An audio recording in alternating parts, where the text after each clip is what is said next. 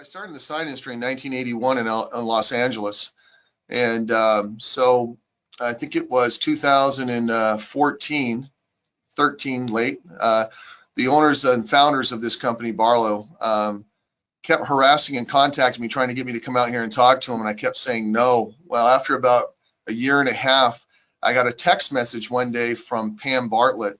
And all it said was, would you please just come out and have a cup of coffee with us? Well, I'm from the Seattle area. I love coffee. So I jumped on they actually had me on a flight the very next day.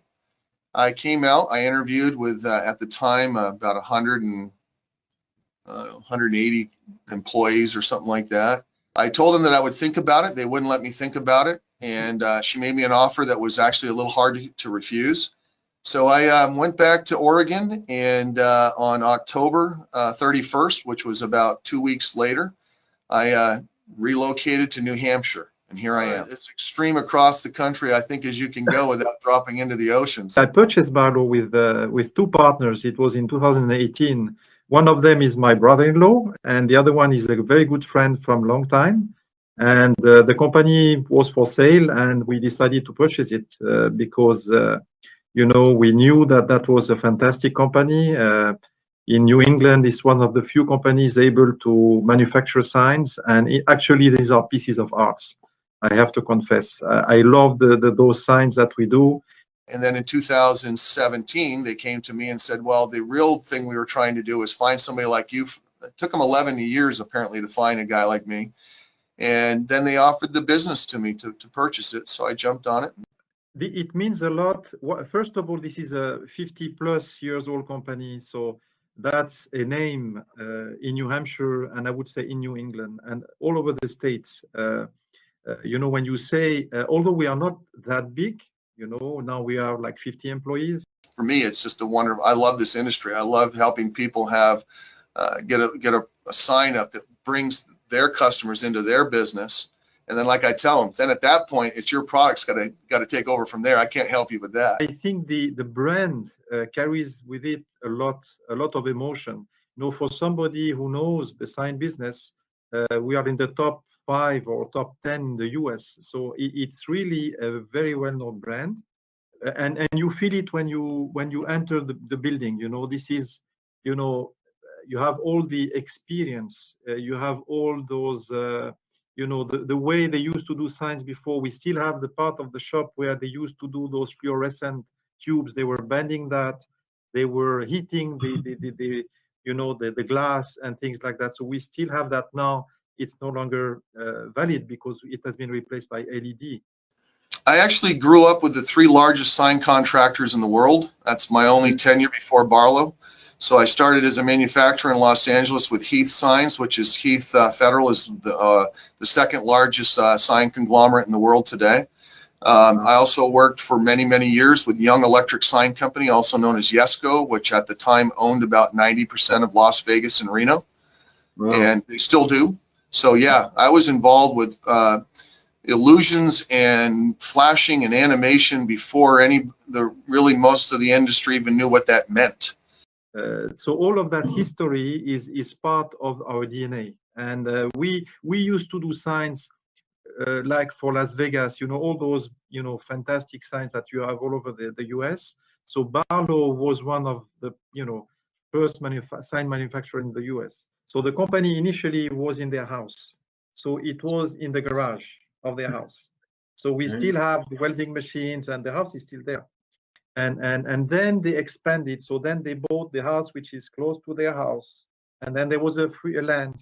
They bought the land, and then they bought another house. So slowly the company grew and became bigger and bigger. So the shop initially that was in the house was then built into the second house. And then they built a new house close to the second house. And then this became the company. So when you visit us, it's not like you have a brand new, like Amazon warehouses, you know, like you have thousands of square foot a line and things like. No, it's like a museum at the same time. So we have a new part which is like, you know, using the new technique, the new machines and things like that. But you still have the old part which is like it was 30 years ago, 40 years ago. So the nice thing is that those new employees, especially I'm referring to the design department, to the project managers, they are much younger.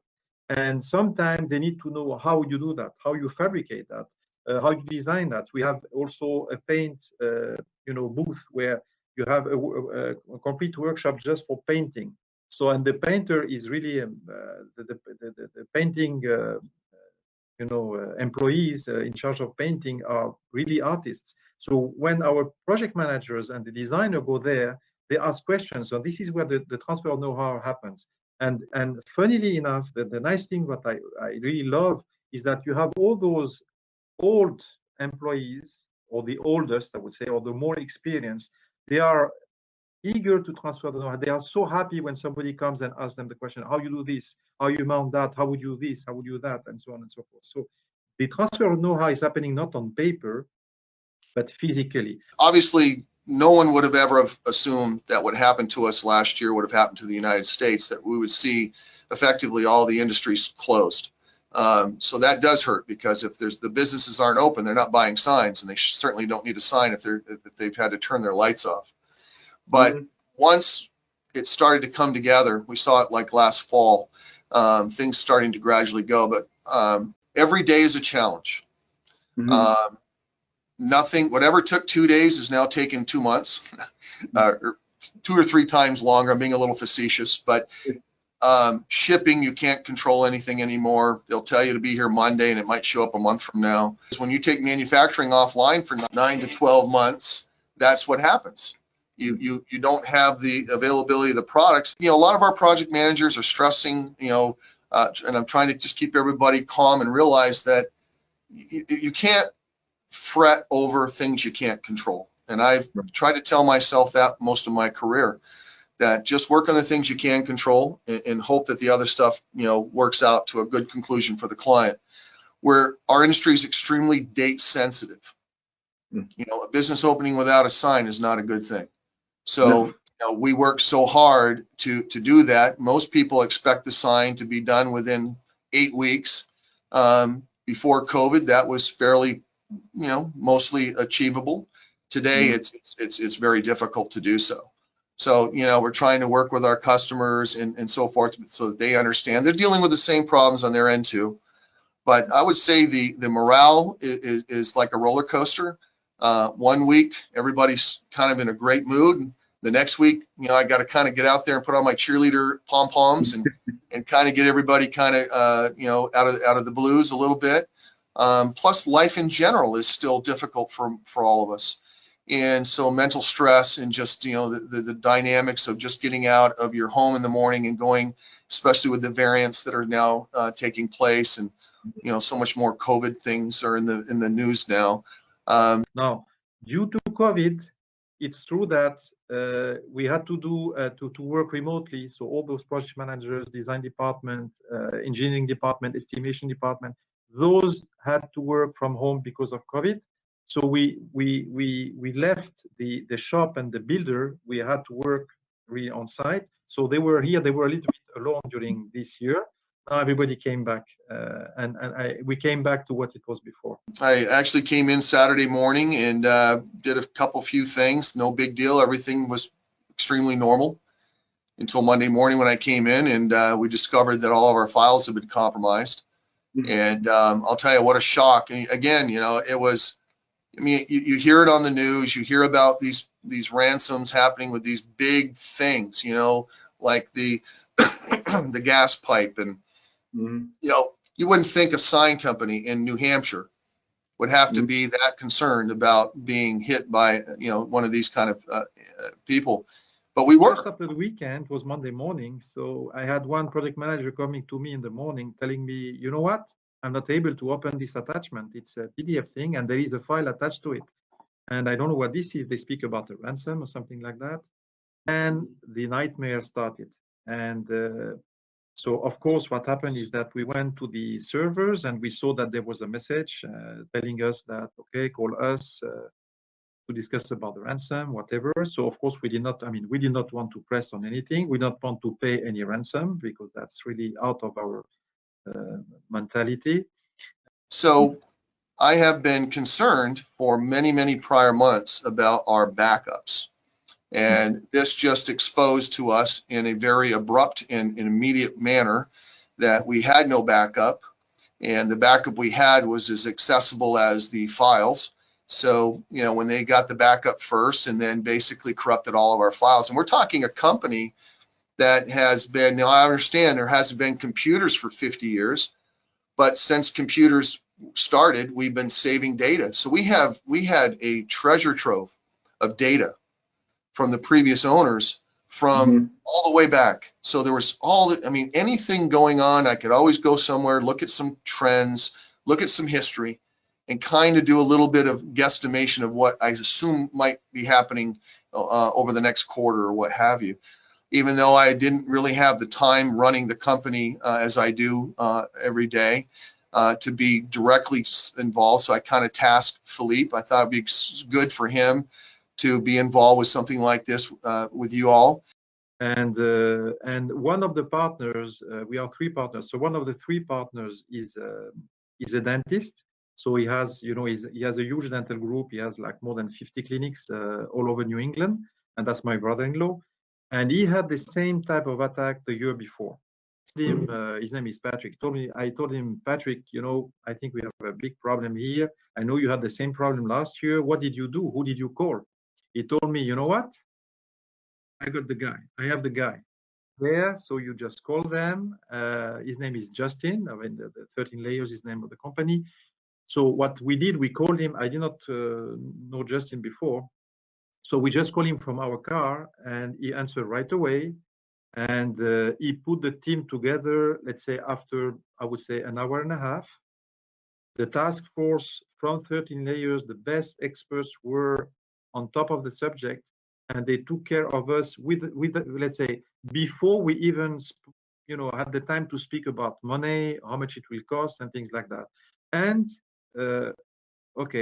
they were very decent. So the way they approached the thing, they did not take advantage of the situation. I was sure that it will cost us much more than that.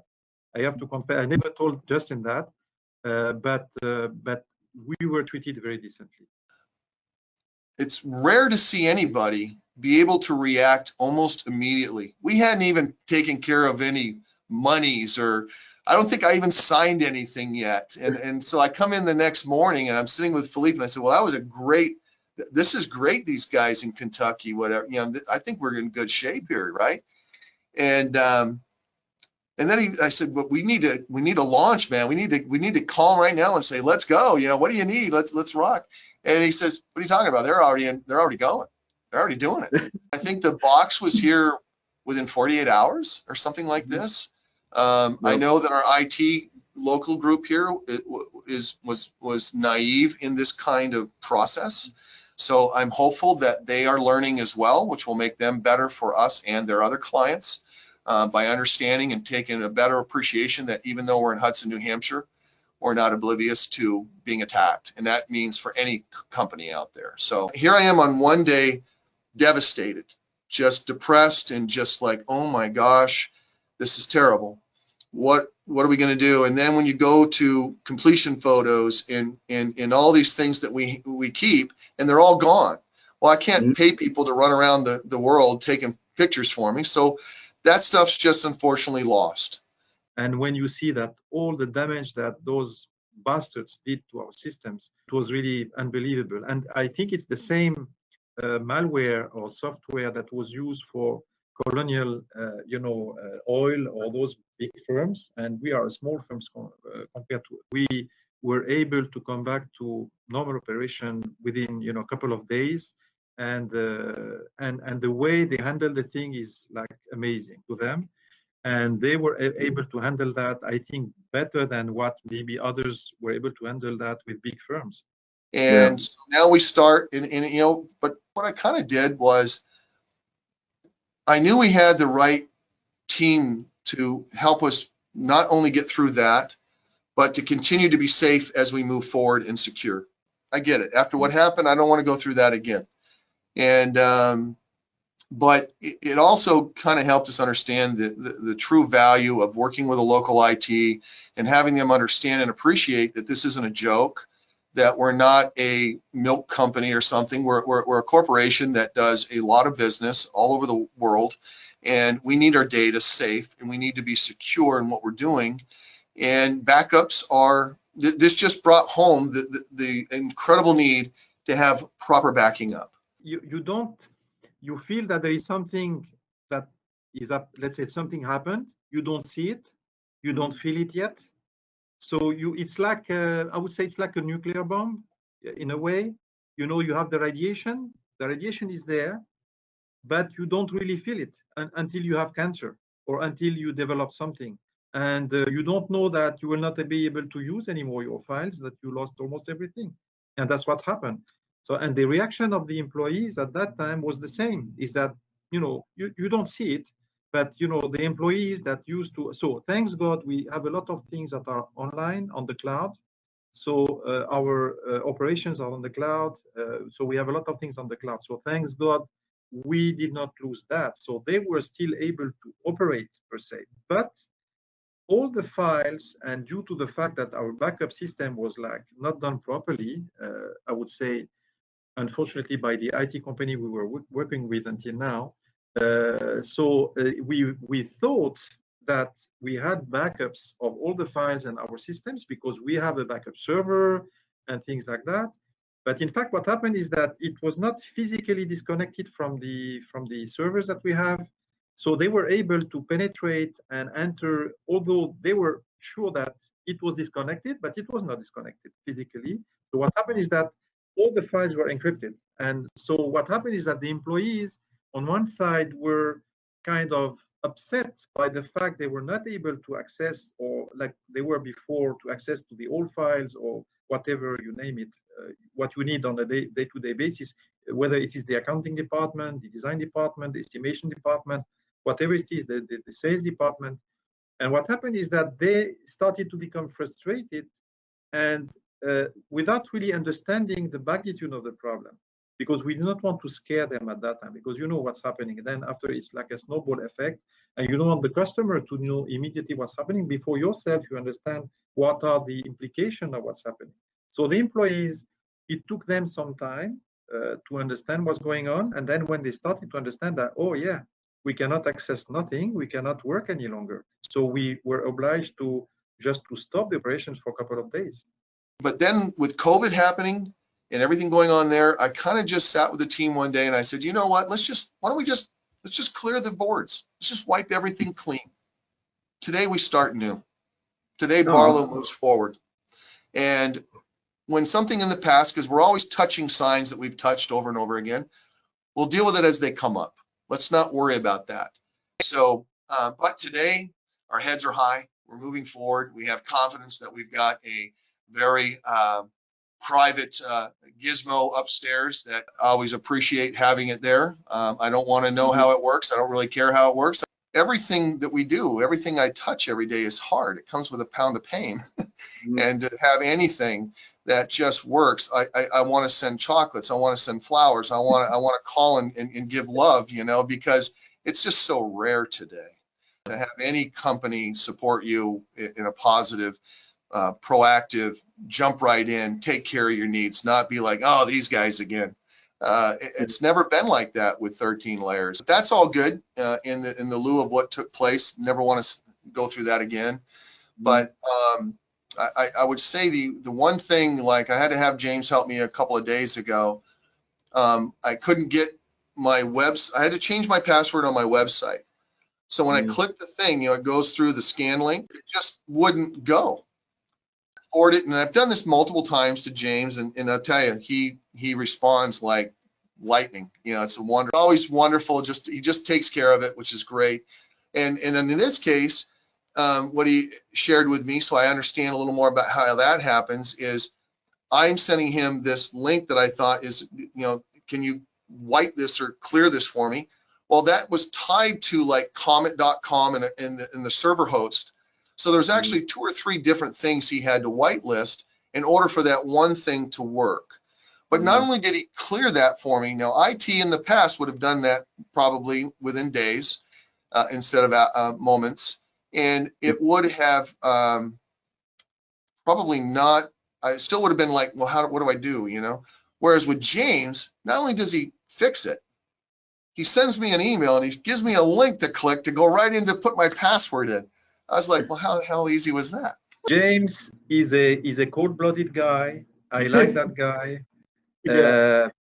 He's not in a hurry. He's working systematically, and nothing can disturb him, I would say. You know, I was speaking about, I was referring to nuclear bomb and the aftermath and things like that for this thing. So for him, I would say even there is a bomb exploding not far from him, as long as he's alive, he will just regroup and things methodically and go step by step. And nevertheless, he will do the things in a clean, and he will react quickly, but he's not in a hurry. So there is no panic mode, and that's what I liked with 13 Layers and James, of course. You know, our industry is completely tied to the time, and every minute is valuable. So there's just so precious time, and the fact that you guys look at the time like we do without even understanding, I think, how critical time is for the sign business. I guess I can't express my gratitude enough to you guys for that alone. Yeah, you took great care of us. My butt's covered. But you guys, when we have a problem, and I don't just throw nonsense. I mean, it's got to be something I'm pulling my hair out before I send it to James and bother him with it. But to have him every single time react the way he does is, it's like, I said this to a guy the other day, it's like we're their only client. And I know that's not true. So. And we were amazed, and we would highly recommend 13 Layers to others. Just share my gratitude to James and the rest of the team there. Just let them know on behalf of Ray. I know I've been back here kind of in the dark, but I am as thrilled and as I'm very thankful for what you guys did, because I thought, if not for you guys, I have a pretty good feeling where we would be today, and I think it would be not a good place.